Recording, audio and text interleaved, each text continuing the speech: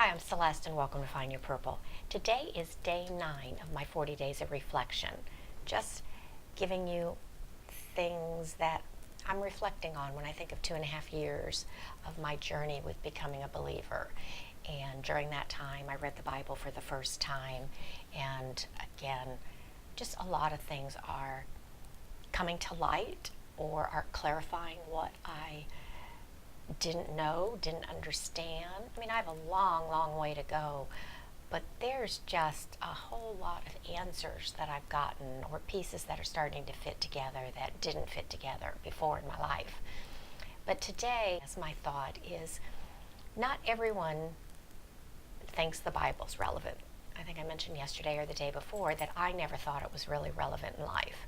I knew about it, I knew people read it, I knew people studied it, I knew there were those people that were kind of, God people, I guess like the Jesus movement back in the day. But I didn't see how it really fit in. But I've also found that with that, when you do start reading it, and then people find out you're reading it, and I'm still not at a point where I do a lot of professing my faith or trying to convince people to become believers. In fact, other than it comes up sometimes, and people now know I go to church, and I never did before, they now know I read the Bible, and so things will come up. But comments will be made once in a while, because that when I first started reading, there was a group I was with that they were very passive-aggressive with it. They were very anti-Bible, anti-Christians.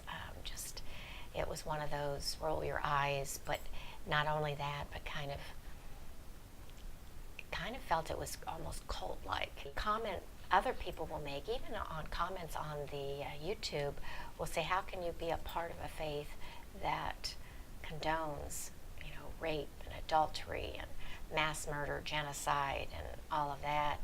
And because it is throughout the Bible, not condoning it, but it is a part of the Bible, and you have to read the whole thing to see how it all fits together.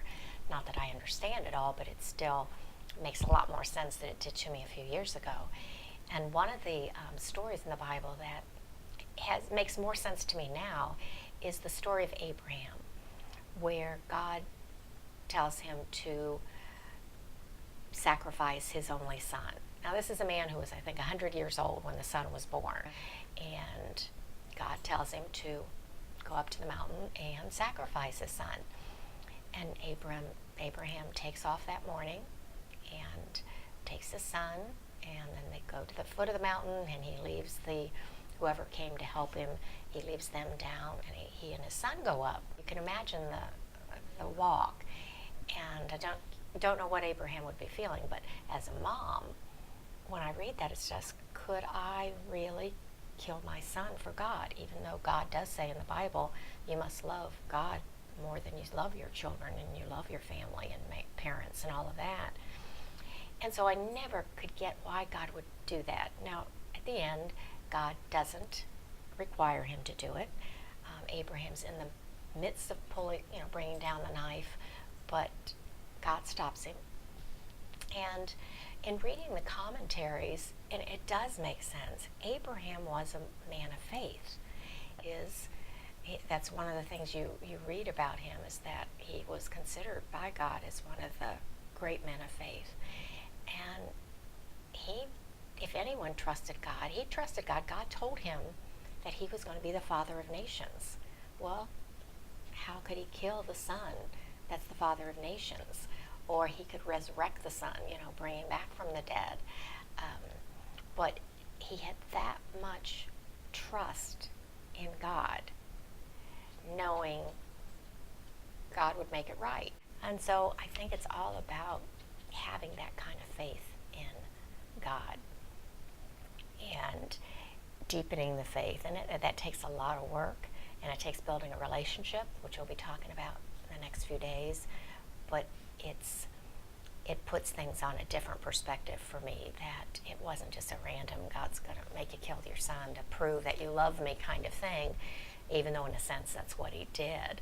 But Abraham knew God well enough to know that God was true to his word.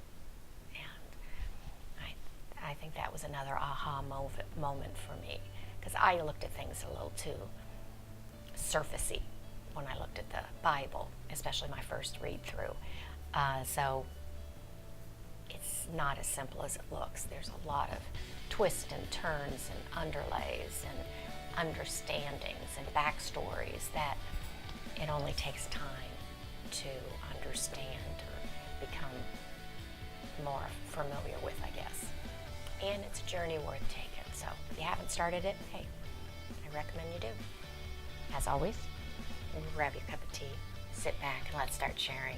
Until next time, bye-bye.